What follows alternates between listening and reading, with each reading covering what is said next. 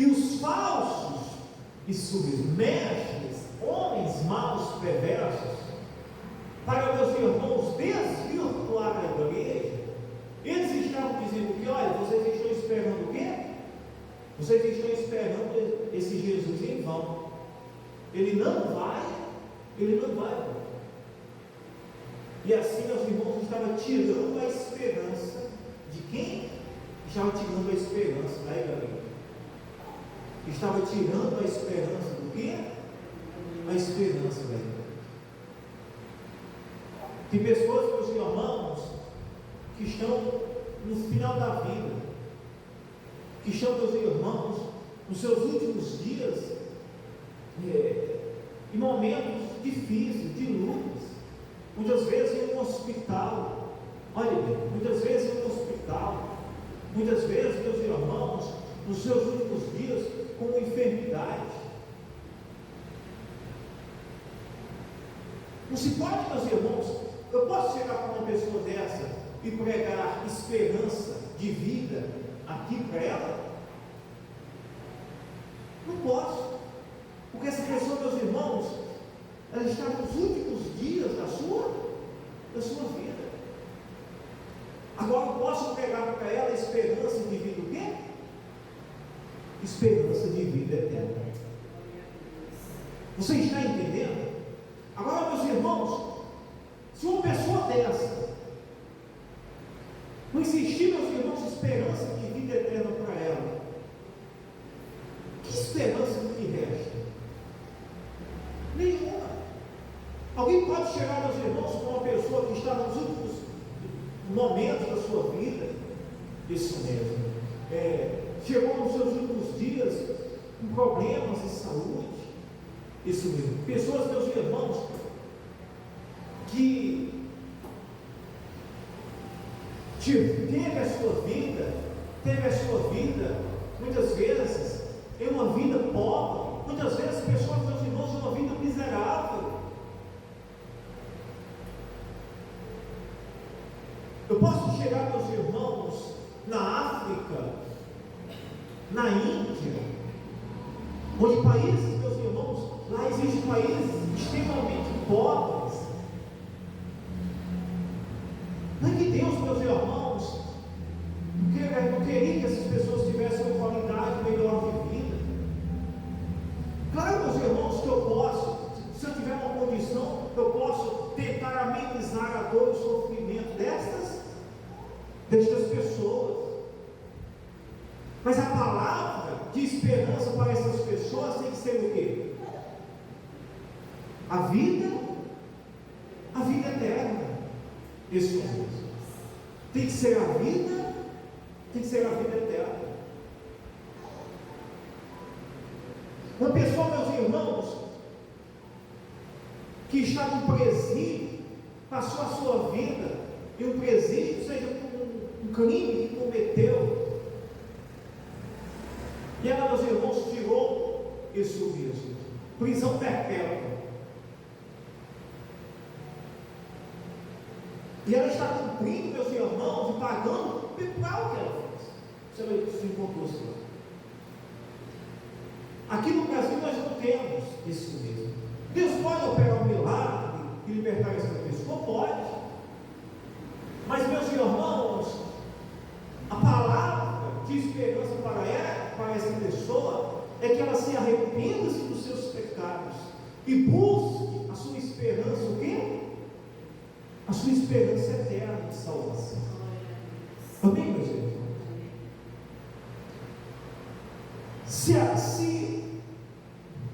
Se os homens, meus irmãos, que aqui estavam se infiltrando entre a igreja e estavam desvirtuando a esperança da vida eterna, a esperança da volta de Jesus, o que iria restar, meus irmãos, para esse povo? Pessoas ali, meus irmãos, pobres, pessoas ali, meus irmãos, que estavam enfrentando lutas, que estavam ali, meus irmãos, esperando a volta de quem? Que estavam esperando a volta de Jesus. Porque, meus irmãos, o que nos sustenta tem que ser, meus irmãos, a nossa esperança eterna de quê? a nossa esperança eterna de salvação. Amém, meus irmãos? Glória a Deus.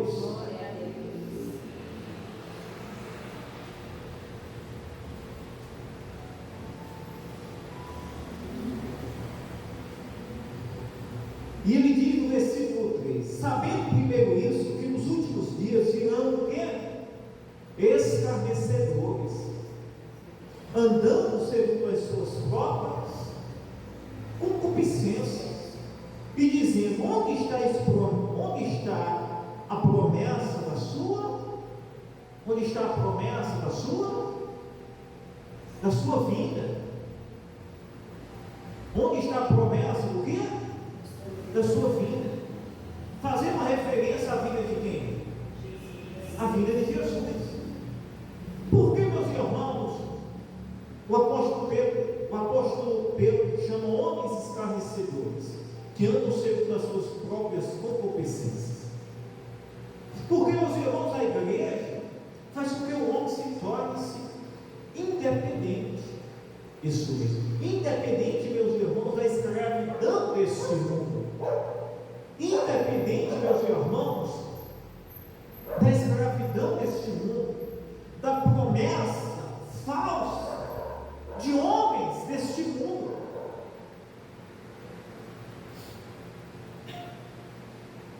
Se a gente olhar, meus irmãos, agora para essa época festiva de Carnaval, se essas pessoas, meus irmãos, que estão ali, meus irmãos,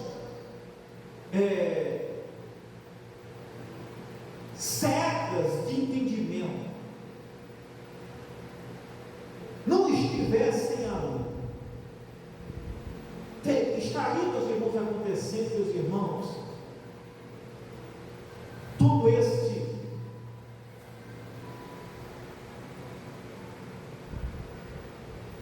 toda essa festa aí, isso mesmo.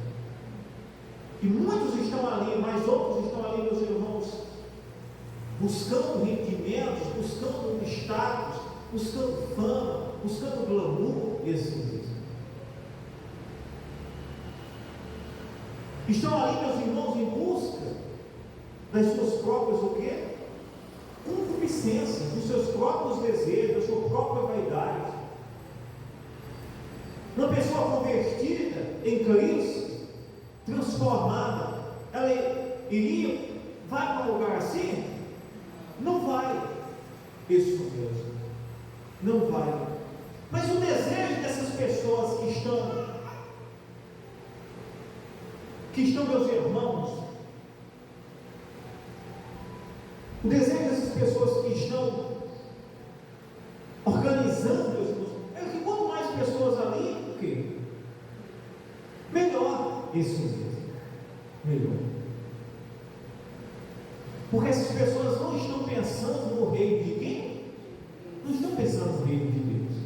Elas estão pensando nas suas próprias concupiscências, nos seus próprios desejos, da sua própria carne. Isso mesmo, a sua própria carne. E é isso, meus irmãos, que o Evangelho nos faz. O Evangelho nos liberta do mundo, da escravidão do mundo, do sistema do mundo, e nos torna livres, e agora, meus irmãos, servindo a quem? Servindo a Jesus. O homem acha que ele está livre de fazer o que ele quer, e não é assim. Livre está aquele, meus irmãos, que não faz o que a sua natureza e a sua carne quer, mas faz, meus irmãos, o que Jesus espera de dele. Amém, meus irmãos? E o apóstolo Pedro diz: sabendo primeiro isso, que nos últimos dias virão o quê? Escarnecedores. No versículo 3. Virão o quê? Escarnecedores, andando segundo as suas próprias concupiscências. Nós estamos vivendo isso, sim ou não? Sim, meus irmãos. Muitas pessoas, meus irmãos, não estão nem aí. Isso mesmo. Elas não estão nem aí, meus irmãos, para a vida das pessoas, a salvação das pessoas. Ela não está nem para a própria pessoa. Ela quer, meus irmãos, satisfazer a sua concupiscência, o seu desejo, a sua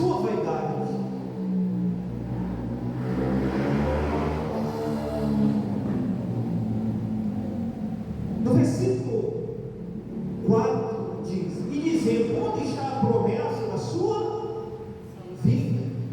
Porque desde os pais dormiram todas as coisas.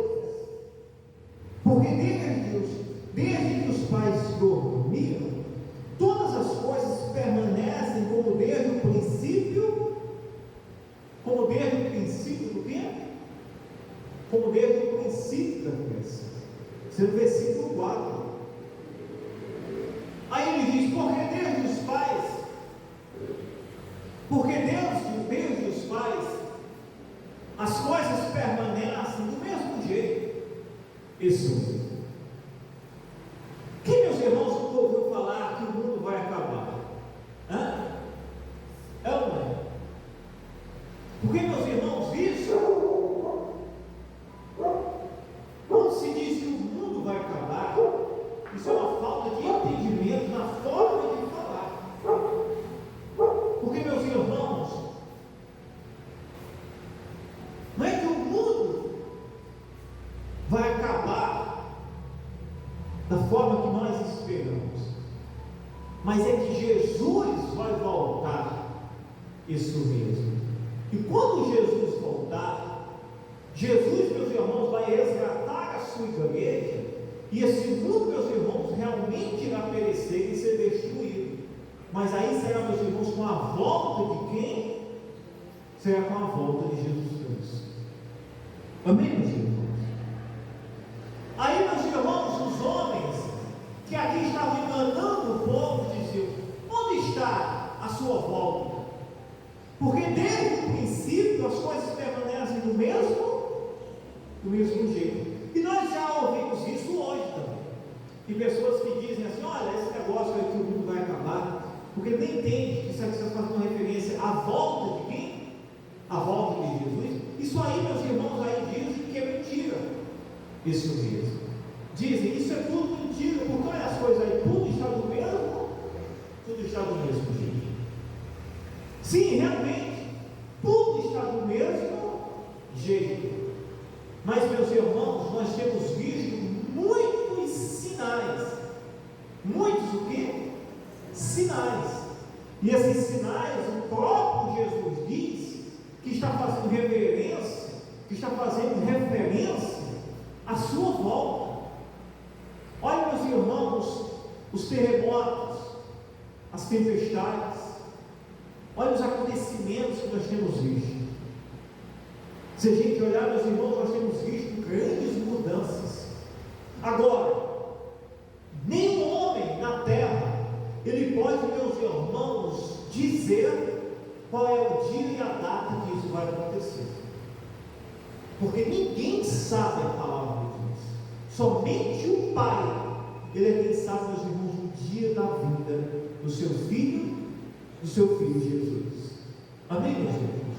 Nós esperamos a volta de Jesus, mas ninguém pode dizer o dia, nem a hora, nem a data, porque ninguém sabe. Agora, uma coisa é certa: embora os homens dizem, olha, tudo está do mesmo jeito, mas se a gente for cristãos espirituais, nós iremos ver os sinais. Isso mesmo. Os terremotos, as chuvas, as pestes, as pandemias, os acontecimentos que têm acontecido hoje. Isso mesmo, que tem acontecido constantemente. Glória a Deus. No versículo 5 diz: eles voluntariamente ignoram isso, que pela palavra de Deus, já desde a antiguidade, existiram os céus e a terra, que foi tirada da água, e no meio da água subsiste, pelas quais coisas pereceu o mundo de então, coberto com as águas do quê? Com as águas do dilúvio. Aí o apóstolo Pedro diz o quê? Esses homens, isso mesmo, ignoram os acontecimentos, porque a terra e os céus sempre existiu, desde quando Deus criou o quê? Desde quando Deus criou, meus irmãos, o universo. Isso mesmo.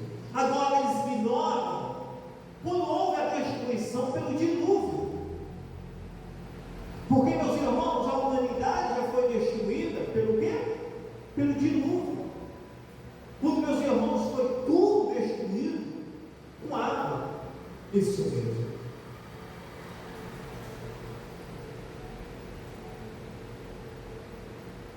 E ele diz: pelas quais coisas pereceu o mundo de então coberto com as águas do dilúvio. Versículo 7. Mas os céus e a terra que agora existem, pela mesma palavra, se reservam como tesouro e se guardam para o quê? E se guardam para o fogo. Porque a volta de Jesus Cristo, isso mesmo, vai ser resumida, meus irmãos, em quem? Fogo, destruindo, meus irmãos, a perversidade e esse mundo corrompido. Isso mesmo. Aqueles que estão em Cristo, a sua igreja será arrebatada. Mas esse mundo mau, perverso, isso mesmo, vai ser consumido com fogo. Isso mesmo. Com a volta de quem? Com a volta de Jesus Cristo. É tanto que ele diz: mas os céus e a terra, que agora existem, pela mesma palavra se reservam como tesouro e se guardam para o quê? Se guardam para o fogo, até o dia do juízo e da perdição dos homens ímpios. Quer dizer, aqueles, meus irmãos, que recusam a Cristo, que recusam servir a Jesus, esses, meus irmãos, estão se guardando para a perdição, isso mesmo, no dia do juízo, por fogo que irá ser consumido. Amém, meus irmãos?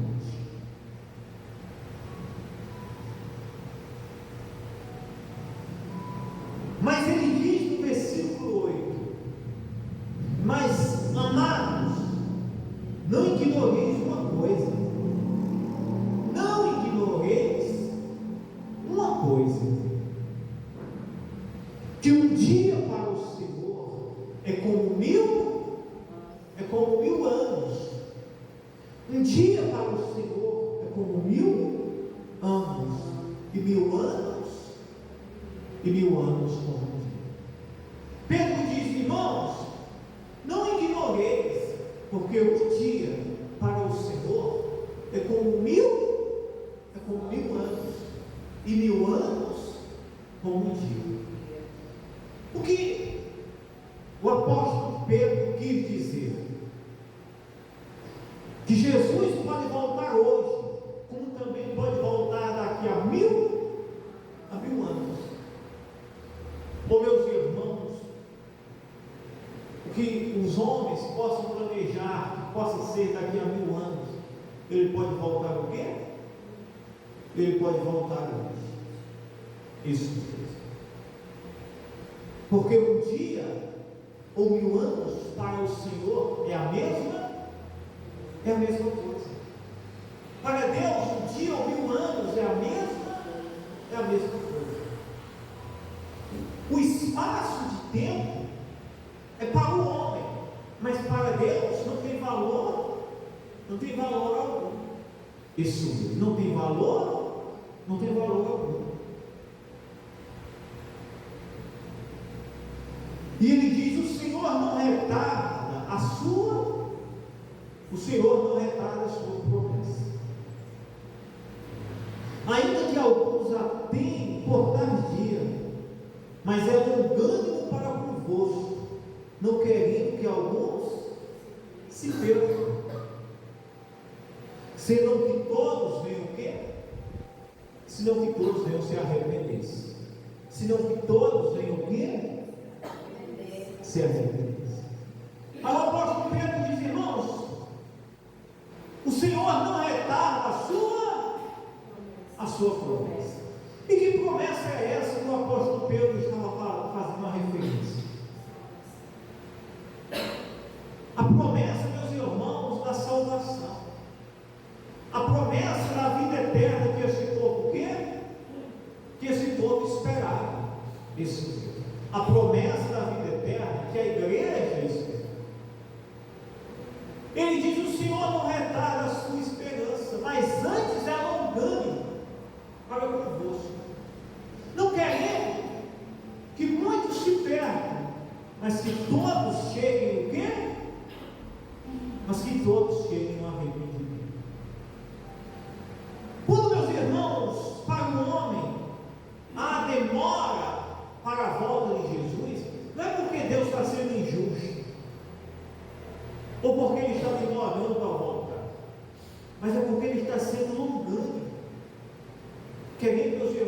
que o homem se arrependa.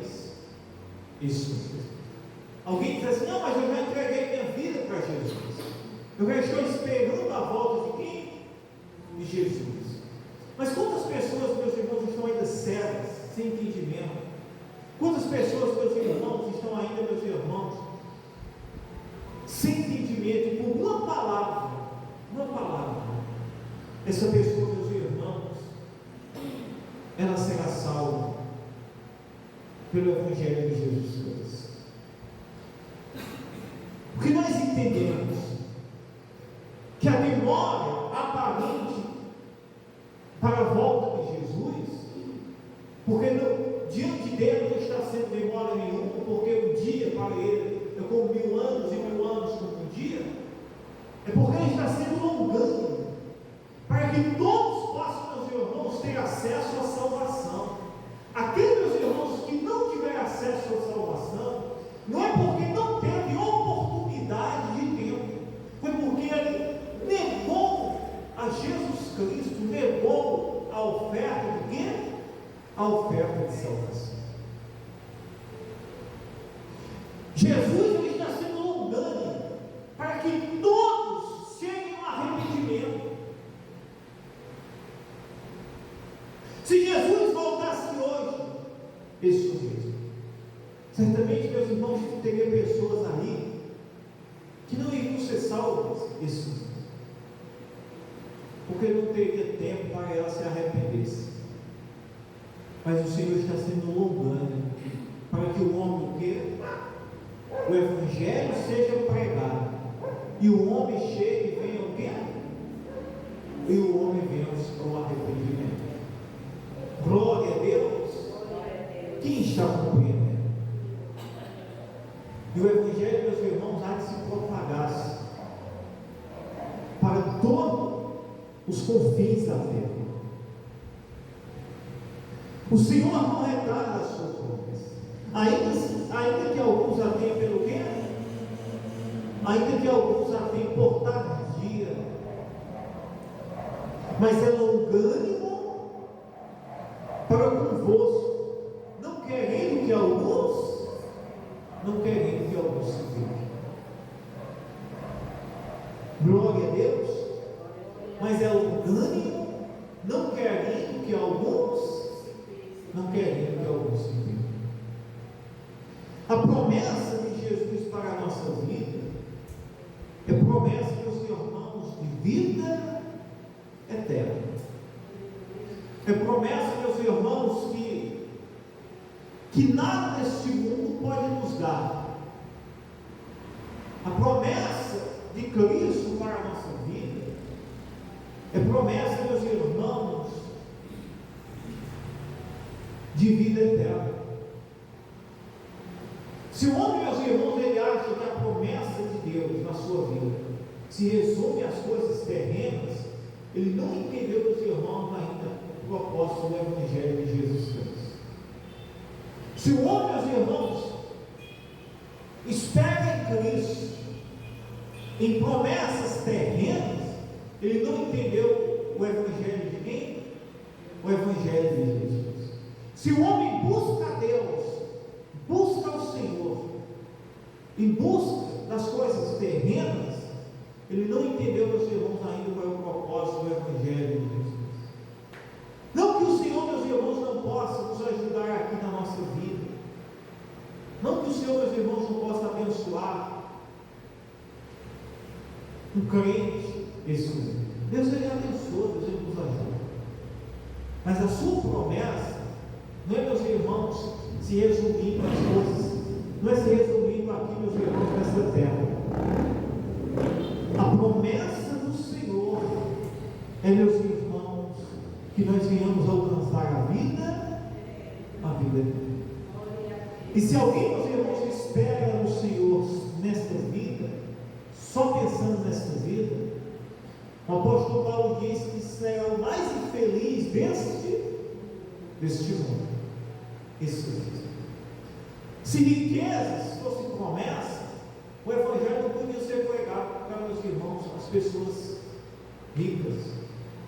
Isso mesmo. Se riquezas Isso mesmo. Fosse promessa, se fama, poder fosse promessa, o Evangelho não podia ser pregado, meus irmãos, para essas pessoas. E ao contrário, essas pessoas precisam de arrependimento, de mudança de vida, do mesmo jeito, meus irmãos, daquele que é pobre. Isso mesmo. Para que possa alcançar a promessa, não terrena, mas a promessa o quê? A promessa eterna. Isso mesmo.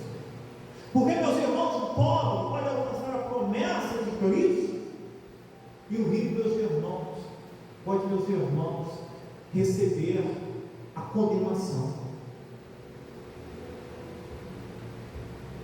Isso nos entende, nos faz entender que a palavra, a promessa do Senhor, está fazendo referência à vida, à nossa vida.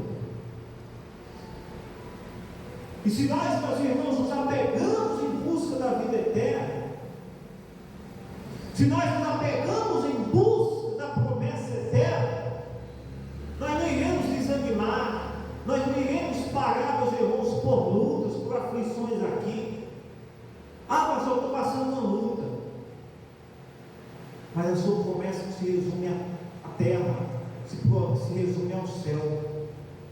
Aqui nós iremos enfrentar lutas e combates, porque nós estamos buscando o reino, nós estamos buscando o reino de Deus. Amém, meus irmãos? Quantas pessoas, meus irmãos, têm se frustrado na igreja? Pessoas frustradas, pessoas, meus irmãos, sem esperança. Por que isso? Porque, meus irmãos, a promessa dela, a esperança dela não está sendo no reino de Deus. A esperança dela está sendo nessa terra. E realmente, se a gente for olhar, meus irmãos, com esperanças terrenas, nós vamos desanimar muitas vezes. Mas se nós, meus irmãos, olhar para a promessa eterna, nós vamos ter força cotidianamente para, meus irmãos, prosseguir, para enfrentar as lutas, as aflições, porque nós sabemos, meus irmãos, que nós temos um combate, meus irmãos, em busca de uma promessa, que não se resume em coisas terrenas, mas sim, meus irmãos, em coisas celestiais e eternas, que é a nossa esperança eterna de salvação. Diga glória a Deus. Aleluia. Amém, meus irmãos? E é essa promessa que nós devemos estar apegados, crendo isso mesmo, que o Senhor, Ele tem para as nossas, Ele tem para as nossas vidas. Aí você vai enfrentar lutas, obstáculos, crises, porque, meus irmãos, você está esperançoso.